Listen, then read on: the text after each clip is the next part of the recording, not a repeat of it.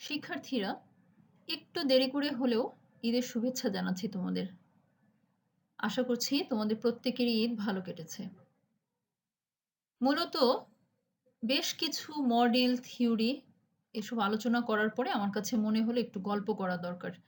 আর গল্পটি করার জন্য বেছে নিলাম আসপেক্টস অফ এগ্রিকালচার ডেভেলপমেন্ট এই টপিকটি।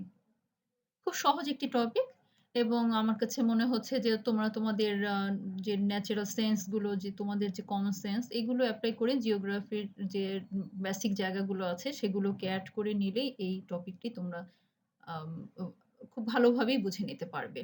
তো চলো মূল আলোচনায় চলে যাই। যেকোনো এলাকার কৃষিকাজ কতগুলো উপাদান, নিয়ামক এগুলো দ্বারা প্রভাবিত হয়। আসলে আসপেক্টস অফ এগ্রিকালচার ডেভেলপমেন্ট হচ্ছে সেই উপাদান এবং নিয়ামকগুলোকে ইন্ডিকেট করে।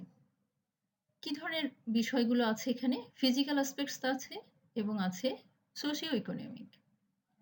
ফিজিক্যাল অ্যাসপেক্টস এর ভেতরে কি, কি আছে? Physiography and landform, climate, soil and topography.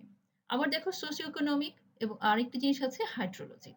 Socio economic এই অ্যাসপেক্টস এর ভেতরে কি, কি আছে? Land ownership and tenancy, labour, farm size, capital, mechanisation, transport and marketing. আরেকটি হচ্ছে এগ্রিকালচার অর্গানাইজেশনস অ্যান্ড কোঅপারেশন এবং ক্রপ ইন্স্যুরেন্স। এই আলোচনাগুলোই আজকের আমাদের গল্পের বিষয়। খুব সহজ কিছু বিষয়, এটা তোমরা নিশ্চয়ই এই স্লাইড থেকেই বুঝে নিতে পারছো। শিক্ষার্থীরা, তোমাদের কাছে কি মনে হয় পৃথিবীর সমতল ভূমি, তারপর পাহাড়ি ঢাল, মৃদু ঢাল, মালভূমি সব জায়গায় কি একই ধরনের কৃষিকাজ বা কৃষির উন্নতির সম্ভাবনা একই রকম হওয়া সম্ভব? আসলে সম্ভব না। কেননা অল্টিটিউড, স্লোপ, ফিজিওগ্রাফির এই যে বৈশিষ্ট্য, এই বৈশিষ্ট্য কৃষিকাজকে খুবই গুরুত্বপূর্ণভাবে প্রভাবিত করে। যেমন দেখো, মার্কিন যুক্তরাষ্ট্রের প্রেরি অঞ্চল, উত্তর পশ্চিম ইউরোপের বিস্তীর্ণ সমভূমি এবং আবার পূর্ব দিকে সোভিয়েত ইউনিয়ন পর্যন্ত বিস্তীর্ণ স্টেপ অঞ্চল, এগুলো কৃষিকাজের জন্য বিশেষভাবে উপযোগী শুধুমাত্র এগুলোর সমতল ভূমি থাকার কারণে। সমতল ভূমির সুবিধাগুলো কেমন? সব ধরনের ট্র্যাডিশনাল টুলস বলো, মডার্ন টুলস বলো, সব ধরনের এগ্রিকালচার টুলস দিয়ে এখানে কাজ করা যায়। তারপর সেচের সুবিধা এবং বীজের যে বীজ বপনের সুবিধা, এই সুবিধাগুলো সমতল ভূমিতে যতখানি পাহাড়ি ঢাল বা অধিক উচ্চতা বিশিষ্ট যে মালভূমির যে মালভূমির যে ভূমিরূপ রয়েছে সেখানে আসলে সম্ভব না। এই কারণেই সমভূমিতে বেশিরভাগ কৃষিজ দ্রব্য উৎপাদিত হয়।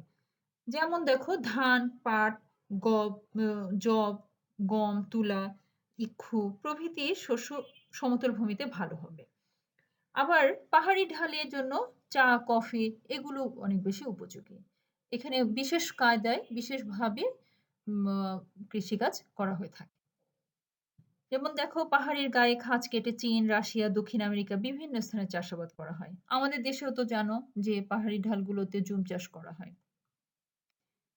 আবার কৃষির যে উচ্চতা বলতে এখানে সমুদ্র পৃষ্ঠ থেকে কতটুকু উঁচু সেই বিষয়টা বিবেচনা করা হয়েছে।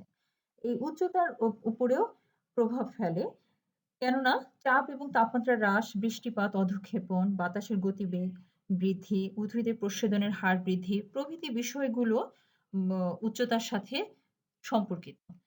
এবং এ কারণেই উচ্চতা বেশি উচ্চ বিশিষ্ট অঞ্চলগুলোতে কৃষিকাজ আম আ খুব বেশি প্রসার লাভ করতে পারেনি।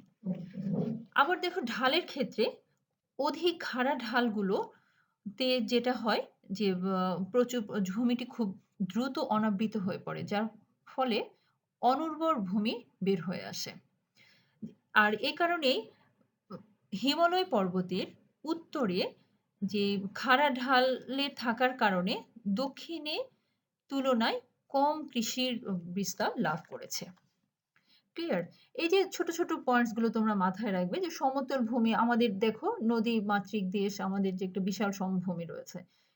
এই এই যে প্লাবন ভূমি পুরোটা প্রায় সমতল। তারপর আমাদের কিছু, কিছু জায়গায় পাহাড়ি অঞ্চল রয়েছে। আমাদের দেশে কিন্তু অনেক বেশি পরিমাণে শস্য উৎপাদন করা সম্ভব এবং সেচের সুবিধা একটা বড় বিষয়। তাহলে উচ্চতা, অল্টিটিউড এই ধরনের ফিজিওগ্রাফি এবং ল্যান্ডফর্মের যে বৈশিষ্ট্যগুলো সেগুলো কৃষিকাজের উন্নতি, প্রসার, সম্ভাবনা সবকিছুর উপরে প্রভাব ফেলে থাকে। জলবায়ু কৃষির অন্যতম উপাদান হিসেবে কাজ করে থাকে। যেমন দেখো moisture, rainfall, temperature, wind, Sunlight এগুলো জলবায়ুর অন্যতম উপাদান। এই উপাদানগুলো কিভাবে কাজ করে? যদি অত্যাধিক পরিমাণে বৃষ্টিপাত হয় তাহলে জৈবিক এবং রাসায়নিক বিক্রিয়ার ফলে অক্সিজেনের পরিমাণ কমে যাবে এবং কি হবে গাছের ক্ষতিকারক যে পদার্থ টক্সিন সেগুলো সৃষ্টি হবে। আবার অতিবৃষ্টির ফলে পানির সাথে দ্রবণ হিসেবে গাছের জন্য উপযোগী বিভিন্ন পদার্থ মৃত্তিকার উপরের স্তর থেকে অনেক নিচে চলে যায়। ফলে কি হয়? মাটি অনুর্বর হয়ে পড়ে। আবার বৃষ্টিপাতের যদি অভাব দেখা দেয় তাহলে কি হয়? সেক্ষেত্রে কি হবে? যে যে খনিজ পদার্থ, মৃত্তিকার যে খনিজ পদার্থ রয়েছে সেই খনিজ পদার্থ গ্রহণের অনুপযোগী হয়ে পড়বে। ফলে পানি সেচের দরকার হয়। তারপরে আবার দেখো আরেকটি বিষয় একটু গুরুত্বপূর্ণ যে কি ধরনের জলবায়ু কোথায় কিভাবে কাজ করছে। যেমন দেখো উষ্ণ আর্দ্র জলবায়ু মণ্ডলে রাবার, ইক্ষু, চা, কফি, পাট ইত্যাদি ভালো হয়। শুষ্ক জলবায়ুতে খেজুর, গম, বার্লি ইত্যাদি ভালো হবে। শীতল জলবায়ু অঞ্চলে ওট, রাই, নাতিশীতোষ্ণ মণ্ডলে বিট, শন, আঙ্গুর, আপেল, আলু। আবার যেখানে অত্যাধিক শীত এবং অত্যাধিক উষ্ণ জলবায়ু সেটি আবার কৃষিকাজের জন্য মানে খুবই ন্যূনতম কৃষিকাজ হয়ে থাকে সেখানে। এই যে দেখো বিভিন্ন ধরনের জলবায়ু মণ্ডলে বিভিন্ন ধরনের কৃষিকাজের প্রসারতা লাভ করে। তাহলে জলবায়ু কিন্তু খুব গুরুত্বপূর্ণ একটি উপাদান। যেমন বৃষ্টিপাতের ক্ষেত্রে দেখো আবার বিভিন্ন ফসলের জন্য বিভিন্ন ধরনের উপাদান বিভিন্নভাবে প্রভাব ফেলে। যেমন ধান ও পাটের জন্য ১৫০ থেকে ২০০ সেন্টিমিটার বৃষ্টিপাতের দরকার হয়। বিটের জন্য কিন্তু আবার ৫০ থেকে ৬০ সেন্টিমিটার। চায়ের জন্য ১৫০ থেকে ২৫০ সেন্টিমিটার বৃষ্টিপাতের দরকার হয়। তাহলে বুঝতে পারছো? এই যে দেখো জলবায়ুতেও আবার এই উপাদানগুলোরও আবার হেরফের হচ্ছে। তাপমাত্রার ক্ষেত্রে দেখো পৃথিবীর বিভিন্ন অংশে উৎপন্ন নানা প্রকার ফলের জন্য ভিন্ন, ভিন্ন পরিমাণের তাপমাত্রা দরকার হয়। যেমন ধান, পাট, আখ প্রভৃতি উষ্ণমণ্ডলের বাইরে জন্মায় না। এক্ষেত্রে কি হচ্ছে মৃদু শীতল অঞ্চলে আবার গম, ভুট্টা, যব, রাই এগুলো জন্মায়। এই যে ফসল ভিত্তিক যে তাপমাত্রা সেটি লক্ষ্য করলে দেখা যাবে যে ২৫ ডিগ্রি সেন্টিগ্রেডে ধান, ১৪ ডিগ্রি সেন্টিগ্রেডে গম, তারপর ২৫ ডিগ্রি সেন্টিগ্রেডে পাট, ২৭ ডিগ্রি সেন্টিগ্রেডে চা ভালো হয়ে থাকে। সুতরাং আ এটা খুবই স্পষ্টভাবে বোঝা যাচ্ছে যে তাপমাত্রা অনেক গুরুত্বপূর্ণ একটি উপাদান হিসেবে কাজ করে। বায়ুমণ্ডলের প্রভাবে কি হয়? অনেক গাছে দেখো এখানে ছবিতে আছে যে কলা গাছ দিয়ে রাখতে হয়েছে। একটি আ আ এটাকে একটি আ সাপোর্ট দিতে হয়েছে। এই সাপোর্ট না দিলে গাছটি পড়ে যাবে। তাহলে বায়ুর প্রভাবে আবার দেখো যে একটি দেখা যাচ্ছে যে ধান ক্ষেত পুরো পরিমাণে প্রচুর বৃষ্টিপাত এবং আ আ বাতাসের প্রভাবে পুরো সব ধান মাঠে শুয়ে পড়ে আছে। বায়ু প্রভাবও আসলে প্রভাব ফেলে থাকে। বা ওই যে অধিক বায়ুপ্রবাহ বিশিষ্ট অঞ্চলে গাছের ডাল ভেঙে যায়, পাতা ঝরে যায়, ছোট পাতা আকার বিশিষ্ট গাছগুলো হয়ে থাকে। তারপর আর্দ্রতাপূর্ণ বায়ু কৃষির জন্য উপযোগী। আবার মরু অঞ্চলের যে বায়ু সেটি আবার খুব একটা উপযোগী নয়। এরপরে দেখো আবার সানলাইট। যে অঞ্চলগুলোতে সানলাইটের পরিমাণ বেশি সময় ধরে পায় যে অঞ্চলগুলো সেখানকার কৃষির সাথে আবার যে অঞ্চলে কম পরিমাণ সানলাইট পায় সেখানকার কৃষির সাথে একটু খুব বড় ধরনের একটা তফাৎ আছে। সানলাইট না পেলে কিন্তু বোঝা যাচ্ছে যে আমরা জানি যে যে যে ফুলগুলো সানলাইট পায় না সেই ফুলগুলো সাদা হয়ে থাকে। তারপরে আবার সানলাইট হচ্ছে উদ্ভিদের সবচেয়ে বড় খাদ্যের সোর্স। তাহলে এই বিষয়টি অবশ্যই গুরুত্বপূর্ণভাবে প্রভাব ফেলে। তাই যেমন দেখো বাংলাদেশে আমন ধান ছোট দিনে এবং আউশ ধান বড় দিনে ফুল দিয়ে থাকে।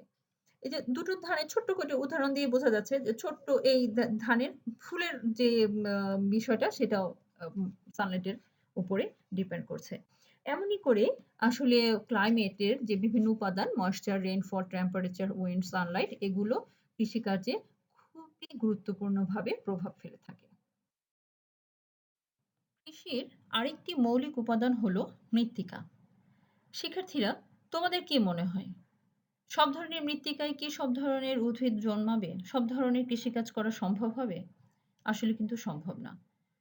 পলি মাটি, দোআঁশ মাটি, কাদামাটি, বেলে মাটি, এই বিভিন্ন মাটি আবার এর ভিতরে আবার রঙের পার্থক্য আছে। তারপরে খনিজ পদার্থের পার্থক্য আছে।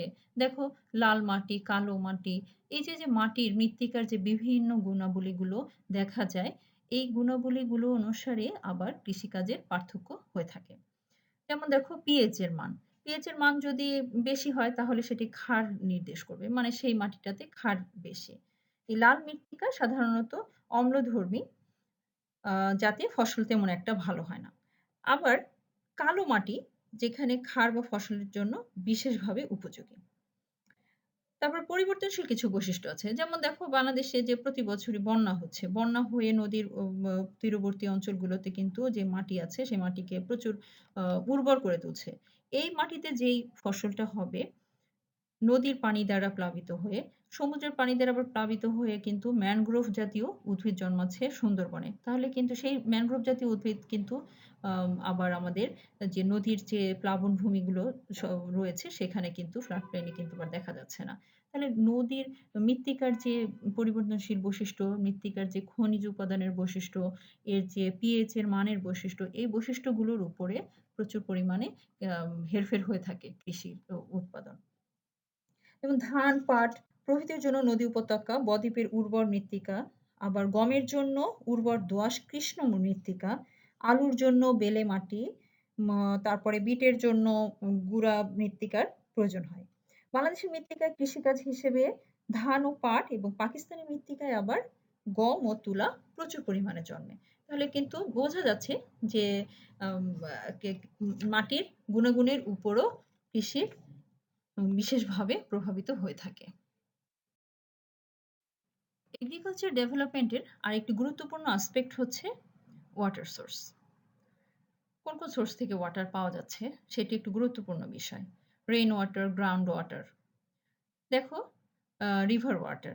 আবার দেখো যে তোমরা জানো যে যেখানে প্রচুর বৃষ্টিপাত হবে, ইতিমধ্যে আবার বলা হয়েছে প্রচুর পাত হলে কি ধরনের সমস্যার সম্মুখীন হয় কৃষিক্ষেত্র। আবার কম বৃষ্টিপাত হলেও কি সমস্যা হয়।